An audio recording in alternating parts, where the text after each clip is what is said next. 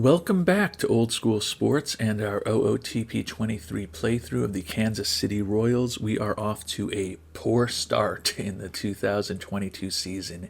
8-14 record. We're not really trying to win this year, and it is certainly showing in our performance so far. Taking a look at the roster, and the lineup has been brutal. Nicky Lopez hitting 253, leading the team. Backup catcher Cam Gallagher hitting 250, the second best batting average. And the Royals have a ton of people getting significant time who are out on the interstate. Vinny Pasquantino, left-handed rookie first baseman, hitting just .075. Hunter Dozier, 131. Alex Bohm, 138. And Kyle Isbell, 195. Even Jacoby Jones, who's been up for a while since Michael Taylor got injured, hitting just 103. And for good measure, Bobby Witt went 0 for 5 in his major league debut, but pretty confident that that will get better.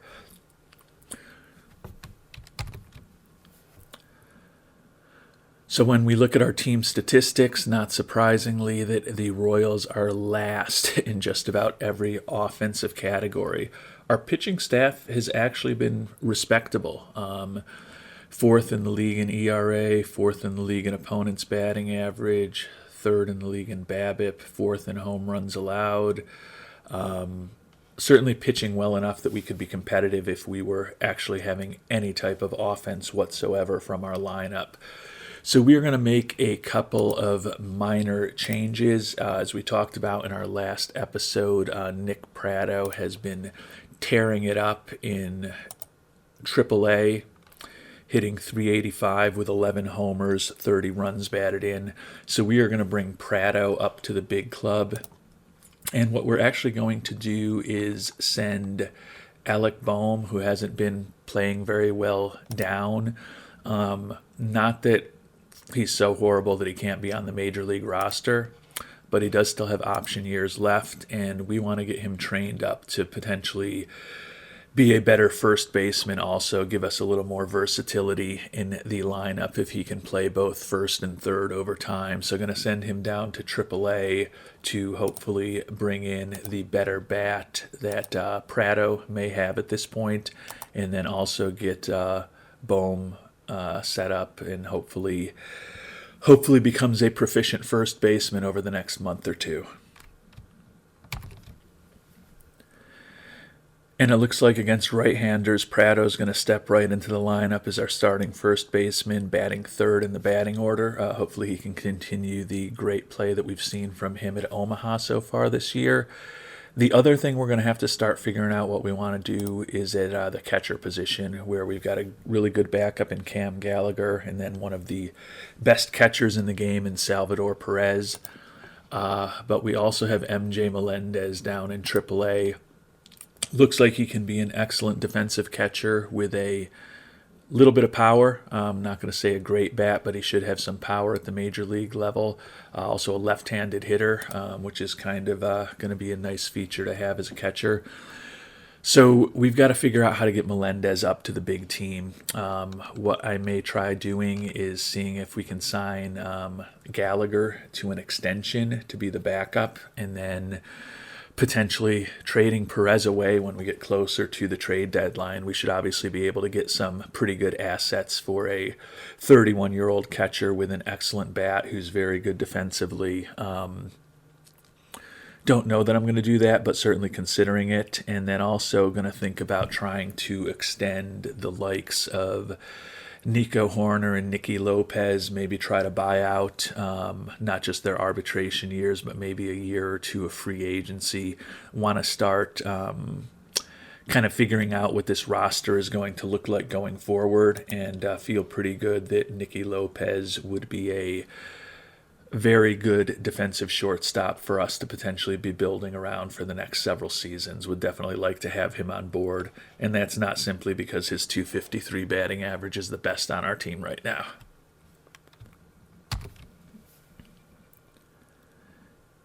And Lopez is amenable to a long-term contract. He's looking for a 8-year deal from us, averaging about $9.5 million a year. Honestly, I think that's a little higher and a little longer than I want to go.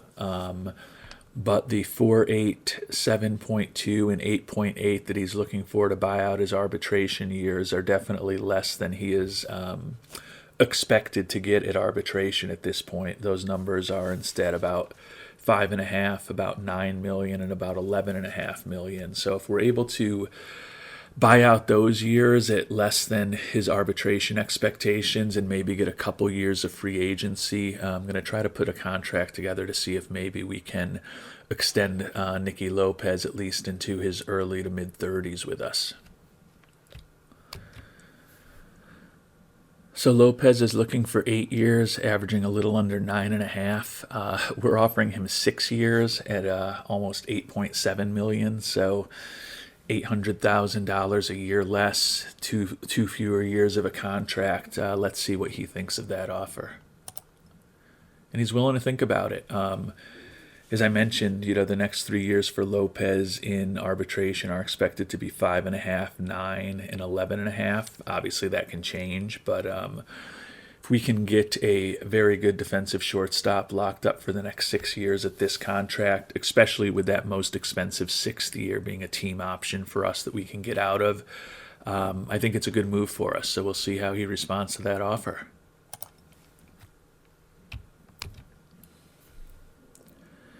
And Nico Hoerner might be a little more challenging.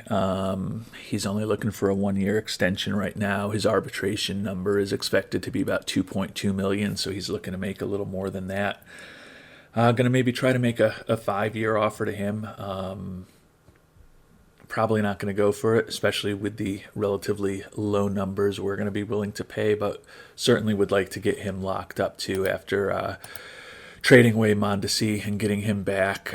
Think that he can be a very useful player for us as our starting second baseman for the near term, and then potentially more of a utility infielder for us if we're able to build up the roster over time. But I think that there's definitely value here with Nico Hoerner if we can get him signed for a few years.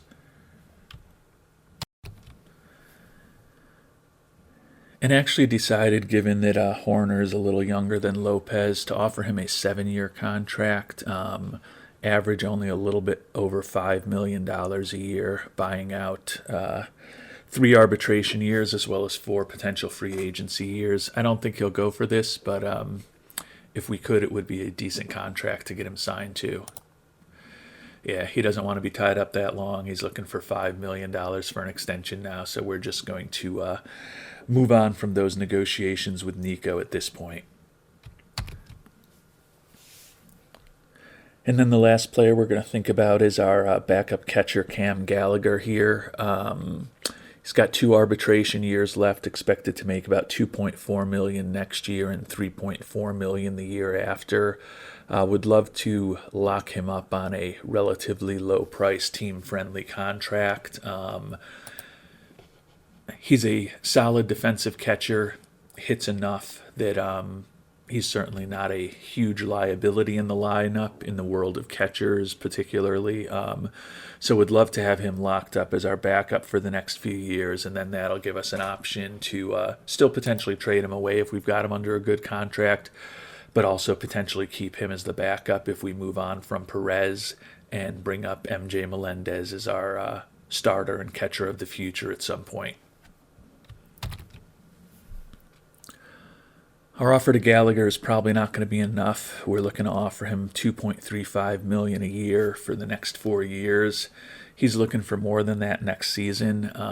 We're probably coming in a little bit low. We're definitely coming in a little bit low, so I'm actually going to increase all the numbers by $100,000 a year, which will put us at $2.45 million a year average for the next 4 seasons, with us having a team option to get out of that final year if we decide that we want to move on. Not sure whether he's going to go for this or not. Definitely felt that we had no chance with Nico Hoerner. I think there may be a chance with Cam Gallagher. Let's see. No, he doesn't want to be tied up that long either. So we can certainly revisit things in the future with him. Still got 2 more years of control with Gallagher. Would have been nice to know that we've got him locked up, but this gives us the optionality to continue to go year to year with him while he's still under our control. So the offense has been brutal, but we now have Nick Pratto and Witt Jr. on the Major League roster. Hopefully they will both perform well in their rookie seasons and hopefully kickstart this Kansas City offense so we can begin winning a few more games than we have thus far through the 2022 season. And some bad news for our defense. Michael A. Taylor out with a fractured thumb. Going to now need surgery, so going to be at least another 8 weeks before he's going to be able to return. So going to undergo surgery tomorrow, and we will continue to try to piece center field together with Jacoby Jones. Hopefully he can hit a little more than he has been so far and provide a decent defensive center field for us. Certainly not going to be at Michael A. Taylor's level, but hopefully he can make most of the plays out there for us.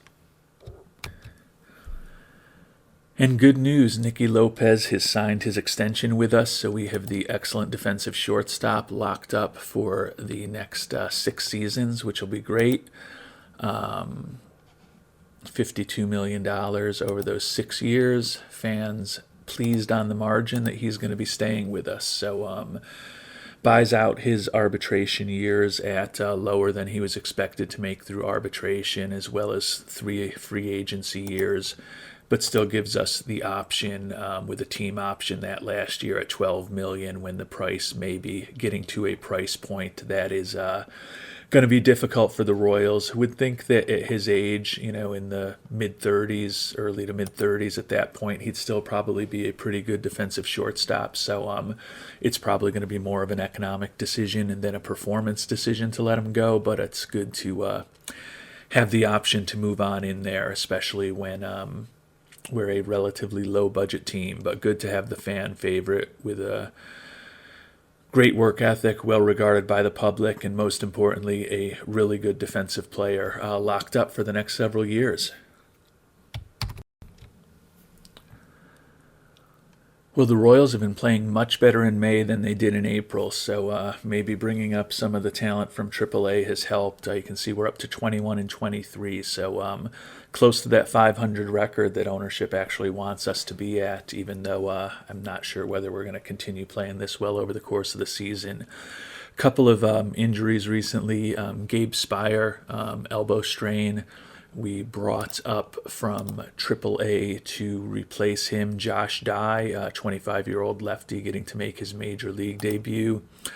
Even more significant injury that we just suffered, however, Salvador Perez out with a concussion for 3 weeks. So not optimal to lose the All-Star, but it will give us an opportunity to bring up the third of the big 3 players we started with in AAA this season. MJ Melendez going to get an opportunity to catch every day for us, enjoying his former AAA teammates Witt Jr. and Nick Pratto with the Kansas City Royals. So going to be a good opportunity to hopefully see what all 3 of the youngsters can do together. So obviously not optimal to be losing Perez to a concussion. You never know what's going to happen with the comeback from that. But MJ Melendez was hitting .331 with 10 homers and 27 runs batted in down in Omaha. His major league debut with us is well overdue, and he is going to be stepping right in as our cleanup hitter against both righties and lefties. So no pressure at all on the youngsters.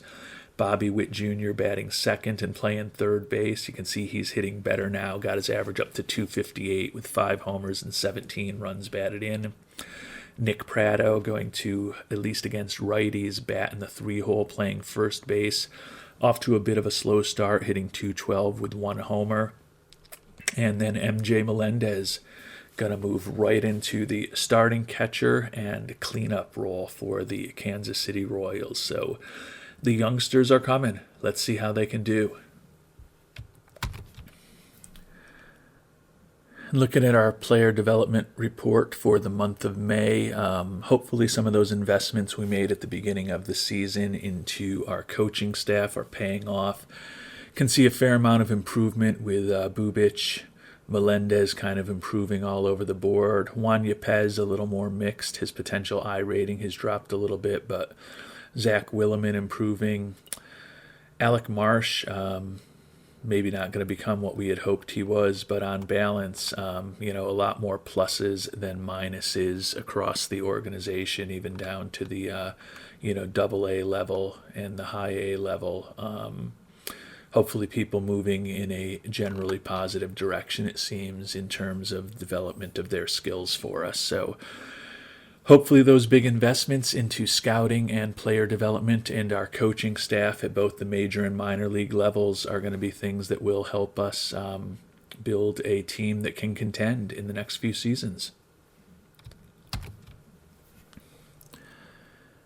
And our head scout, Lonnie Goldberg, just made an interesting signing. 16-year-old David Quintanilla in the Dominican Republic. You can see we think he's got 2.5 star potential. Definitely could have plus gap power and plus home run power. The question is what type of contact he's going to be able to ultimately hit for us. But, we had beefed up our scouting budget, and the biggest chunk of our scouting budget is going into international scouting. So hopefully we'll be able to unearth some more similar players to Quintanilla in the coming years who can hopefully be helping the Royals later in the later stages of this decade. And we are at decision-making time because Salvador Perez fortunately has recovered from that concussion and is ready to come back. The issue is that MJ Melendez has been hammering the ball at the major league level, .311 batting average with 3 home runs in his first 13 games. And, at least according to our scout, 65 catcher ability, 65 catcher arm. He's probably a slightly better defensive catcher than even Perez is right now. So question is whether we want to keep 3 catchers up on the major league roster or make a move with Melendez or Gallagher. Gallagher does have 1 option year left. It would be insulting to a player like him to send him down to AAA. But that may be what we need to do. It's hard to think that we're going to send Melendez back. Honestly, with his left-handed bat, I think it's almost possible that this just becomes a pure platoon with Melendez playing more often against righties and Perez against lefties. But that's obviously up to Mike Matheny to decide. I think for the near term, I am going to just, I can make some moves. We've got the restrictions on how many times you can send a player up and down over the course of a year, but haven't made a ton of moves yet, so that's not going to be a big issue. I think I might actually I'm going to send Cam Gallagher down. It may not be a permanent decision, but I want to see what Matheny's roster is going to look like when we've got both Melendez and Perez on the roster.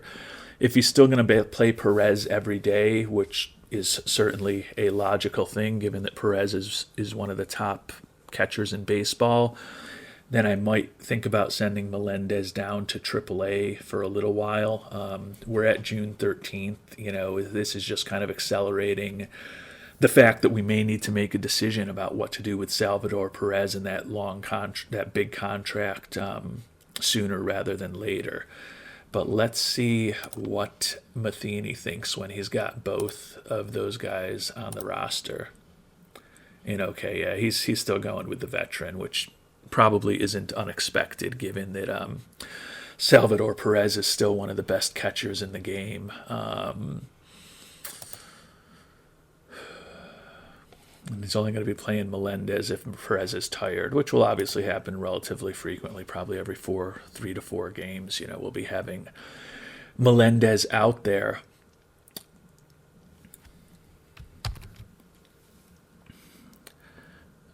I think at 32 years old, with the big contract that he has, 20 million next year, 20 million 2024, 22 million in 2025, and then our team option at the end of that, I think with the way Melendez has jumped in and is hitting and the type of fielder we think he's going to be, I think we shop Salvador Perez now. Take advantage of the new shop for a prospect package feature in OOTP 23 and see what they come up with that people are willing to pay for Salvador Perez. Someone should be interested. Got a few options out there. We'll take a look at these and let you know what we're thinking. And there's nothing overwhelming in the packages we've been offered. No top 100 prospects. The Angels offered us number 208, Dodgers 151. Yankees have an interesting package with the number 212 prospect who's only 17 years old, but also Deivi Garcia and Juan Rosa. Not the most impressive packages for a player of Salvador Perez's stature, but maybe we can do better than some of these if we negotiate a little bit. Some of them are also looking for us to throw in Michael Taylor and or cash, which definitely is not going to happen. But we're going to give a little thought to these options. Even here with the Braves, 3 players, in their early to mid 20s who have potential. Our scout's a pretty good scout, so I feel pretty good that we've got a good read on these players. And with the way that we've built up our coaching and our player development skills, don't have any concerns at all about bringing some young players into our system right now. So maybe there's something we can get done here. I'm going to play around with the options a little bit, see if I can put an even better package together with one of these teams or somebody else. But somewhat surprisingly, maybe Salvador Perez's time in Kansas City is coming to a close. I think the package from the Yankees is the most interesting. Right fielder Juan Rosa, 19 years old. Looks like maybe he has plus power, plus gap power. Obviously, profiles as a left fielder and a very average defensive left fielder at that, only playing in rookie ball right now at the age of 19.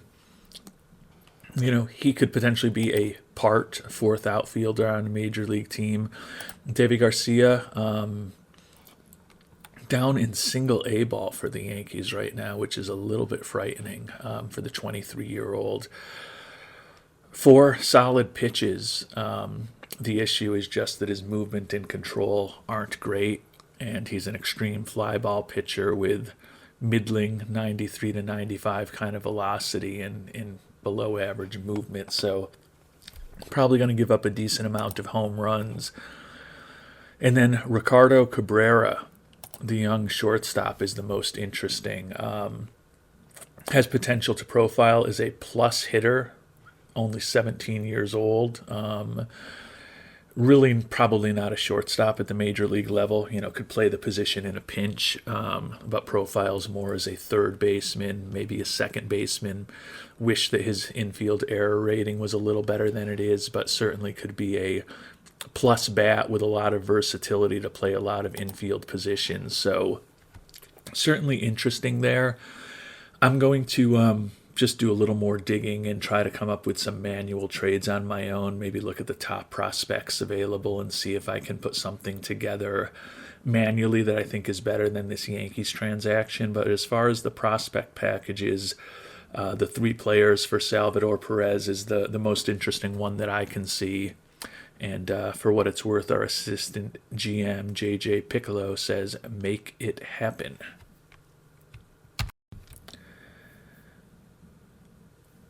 And I think we have our first blockbuster trade settled. We are going to send the great catcher Salvador Perez as well as relief pitcher Patrick Halligan, who is really just a throw-in most likely, to the Yankees for a very similar package to the one that they came up with, but a little better from our side. We got them to add in $3 million, as well as a starting pitcher prospect in Matt Sauer. Probably not going to develop into anything. He's at the A level right now at the age of 23. As well as Juan Rosa, who we had mentioned before, David Garcia. We had tried to get Hayden Wesneski, who is the number 86 prospect in baseball, instead of Devi Garcia, but couldn't quite get that package done, unfortunately. Would have rather had him, but Garcia is younger. Maybe there's some potential that is untapped with him that we can reach over time. And then Ricardo Cabrera is the key to the trade. The 17-year-old is many years away from being able to potentially help us, but as I talked about earlier, it looks like he could absolutely have a plus bat and be pretty versatile and play a number of infield positions respectively. So I think this is about as good as we're going to do. I'm going to play around just a little more and see if there's any way that I can sneak Wesneski into it instead of David Garcia, but I don't think I'm going to be able to pull that off.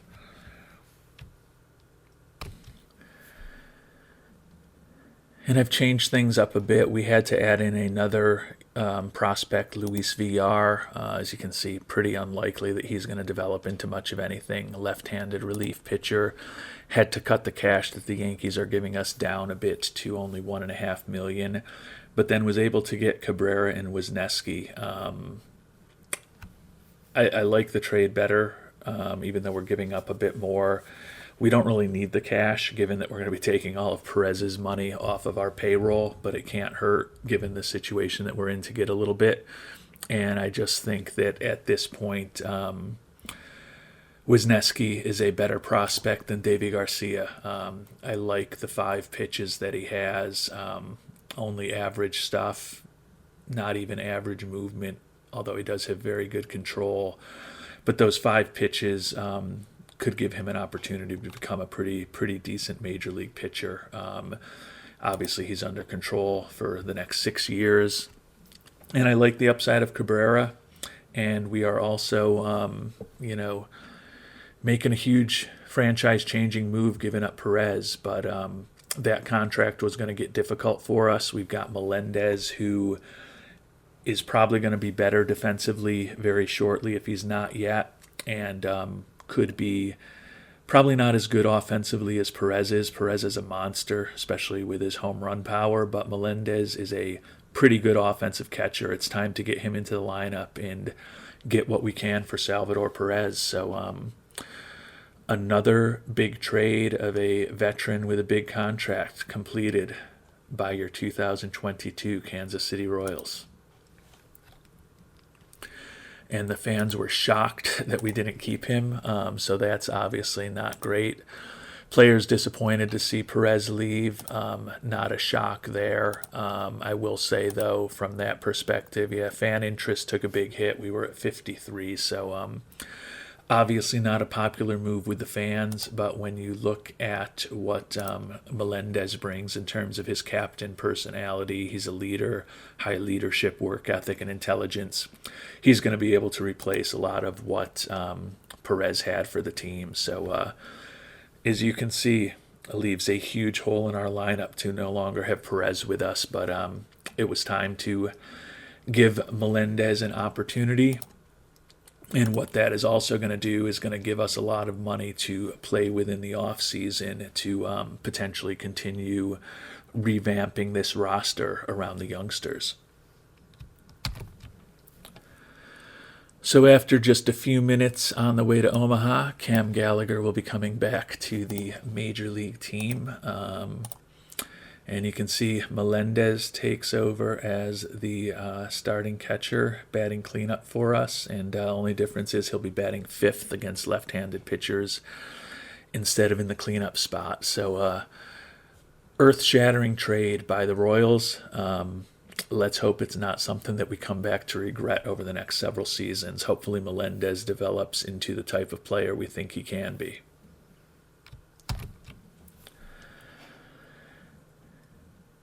And Wisniewski had split the season this year between AA and AAA. You can see a 3.33 ERA in AA, 3.23 at AAA, over 80 innings at this point.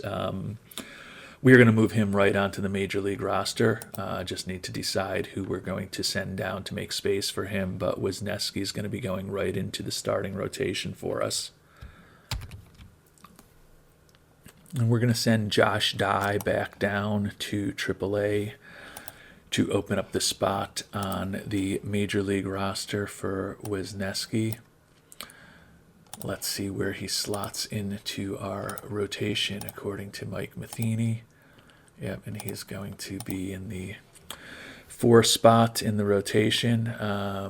So looking forward to see what he will do for us there. And Ricardo Cabrera was hitting .306 at the age of 17 for a Yankees DSL team.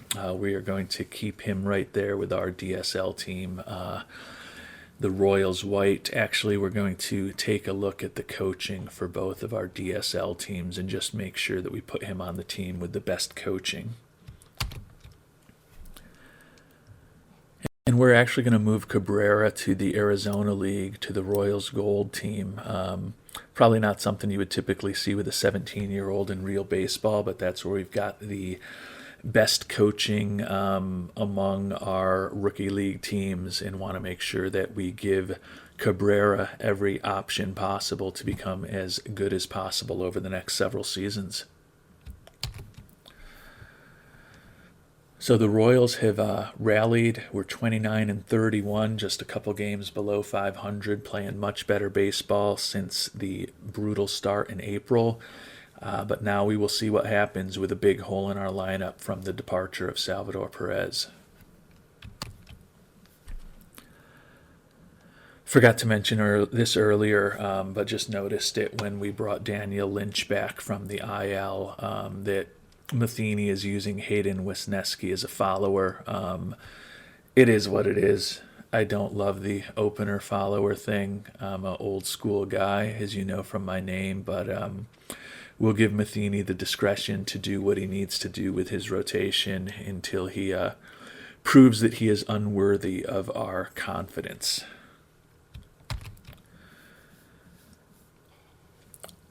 And Michael Taylor is back. Had him play a couple games in Omaha to rehab, where he blasted the ball at a .429 clip with 1 homer, 3 driven in. So he certainly seems like he's ready to be back. That'll mean that we're going to send Jacoby Jones back down to AAA. He did a respectable job for us up here. 231, 89 OPS plus, 87 WRC plus, and a positive WAR. Solid defensive outfielder, but certainly not as good as Taylor. So we may see him again this year, but he is back down to Omaha. Taylor into the lineup. Let's see the way that Matheny wants to play that lineup, and you can see Taylor will be batting 9th, playing center field for us every day. So we'll see how the next couple of weeks go. We are 34-40, or actually we'll see how the next week or so goes until we get to the middle of the season. And we've gotten to international free agency for the first time, and there are only 8 players available, and it's a pretty unimpressive group, at least according to our scout. Definitely a bummer here, given that we've got a lot of money to potentially spend now. Probably going to make an offer to somebody since we've put it into the budget. And with the Perez trade, we've got a lot of money for free agents. The other interesting thing that will be happening shortly is the amateur draft. And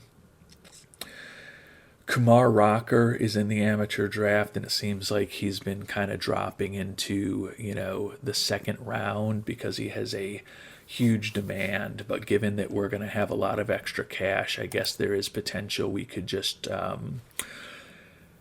draft some theoretically hard to sign players looking for tons of money, given that we're going to have a little flexibility in terms of our budget after the trades we made to open up some cash. So have some decisions to make, but don't really love the pool. It's small and it's not all that high quality. I hope that's not a sign of what things are going to be like in terms of the international amateurs going forward in OOTP 23.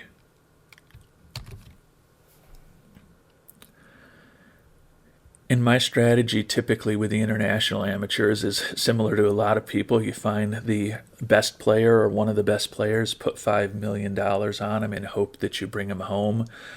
I'm going to try something a little different here. There's two 16-year-olds, Jan Kozel from the Czech Republic, who's a starting pitcher, and then center fielder Ricky Lima from the Dominican.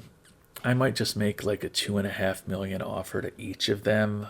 I don't know what to do with this class. I want to throw a couple of lottery tickets up there. I don't think either of them is going to turn into anything, but we actually have money to spend. It's just that it's such a small and seemingly untalented class, but it's also early stages, and a couple of 16-year-olds, you never know what could happen with them. So we made an offer of $2.4 million to Kozel and $2.2 million to Lima. We'll see what happens. I just don't know what to do with this class. Probably the right thing to do is to move on and just save the money. But I want to do something. Would definitely be interested in thoughts from viewers down below in the comments about how they would have handled this international amateur class that's just small and not incredibly talented. And right after we got our defensive gem in center field, Michael A. Taylor back, our defensive gem at shortstop, Nicky Lopez, out with a herniated disc for 2 weeks. So we will move him to the IL, and we will bring up from Omaha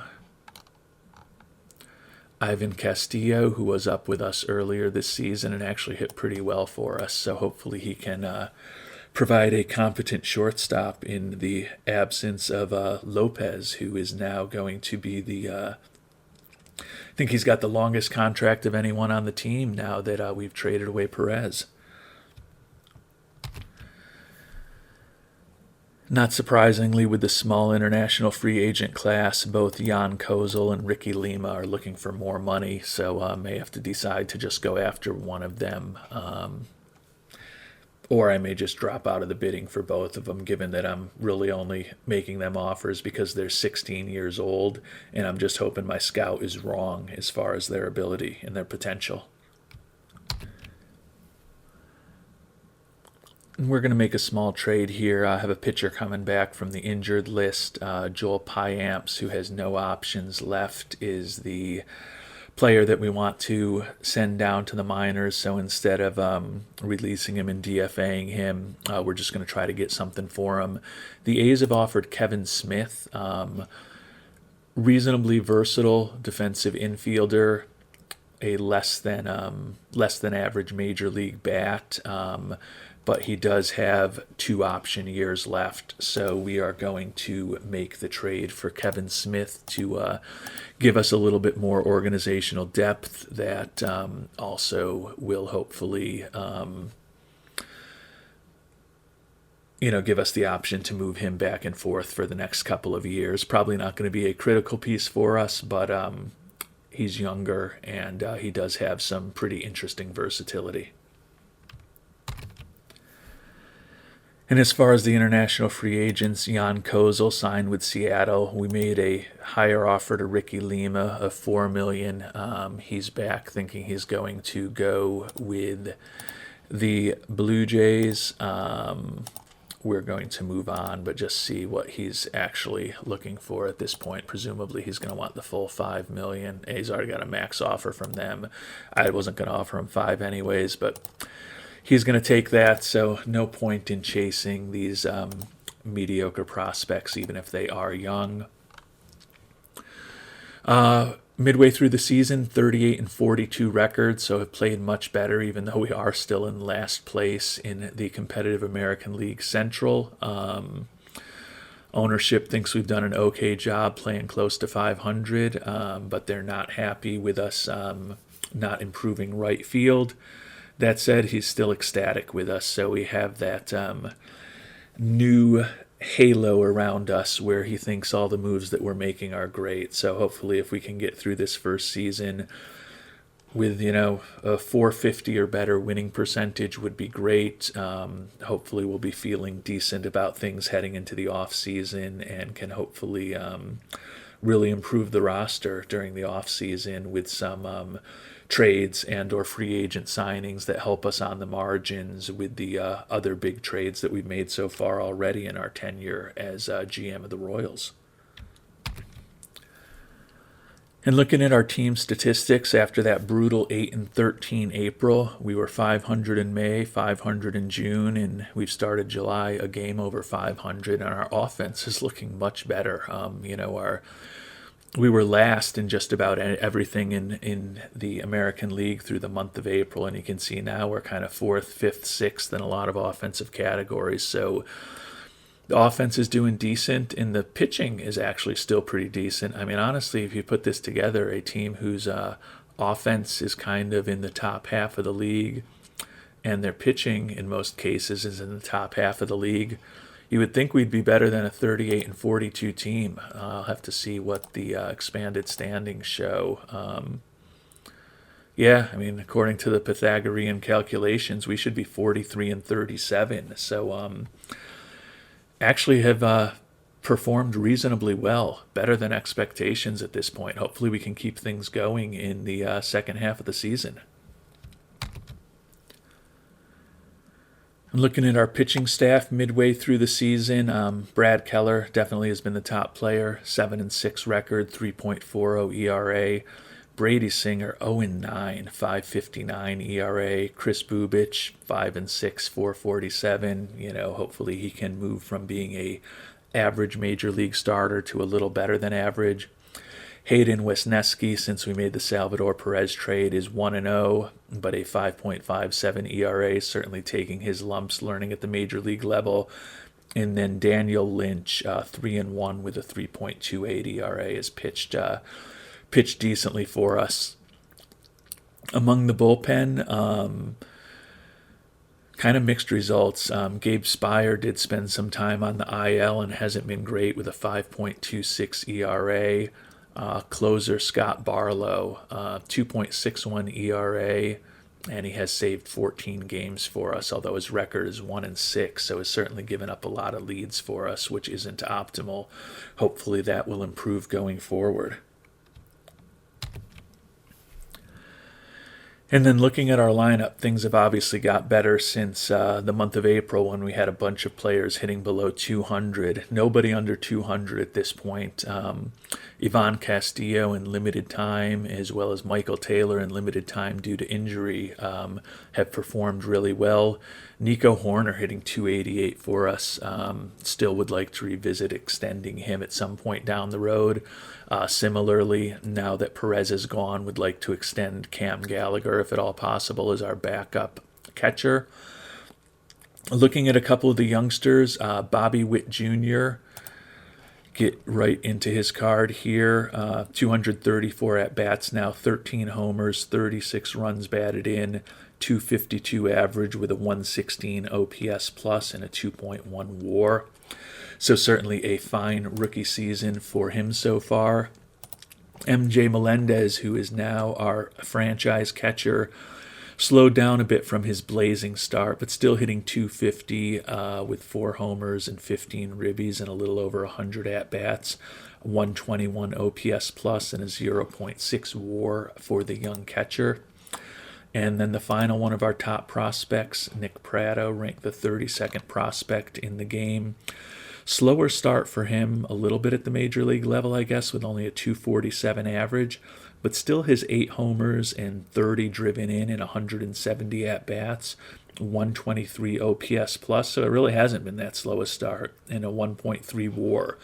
So all 3 of the rookies have performed reasonably well for us, and Vinny Pasquantino, who had a sub 100 batting average for us at the end of April, has also turned things around a bit. 6 homers and 26 ribbies in 151 at-bats, and he's hitting 219. So he is holding his own at the major league level. Similar thing with another youngster, Juan Lopez, 9 homers and 22 ribbies in 184 at-bats, hitting just 217.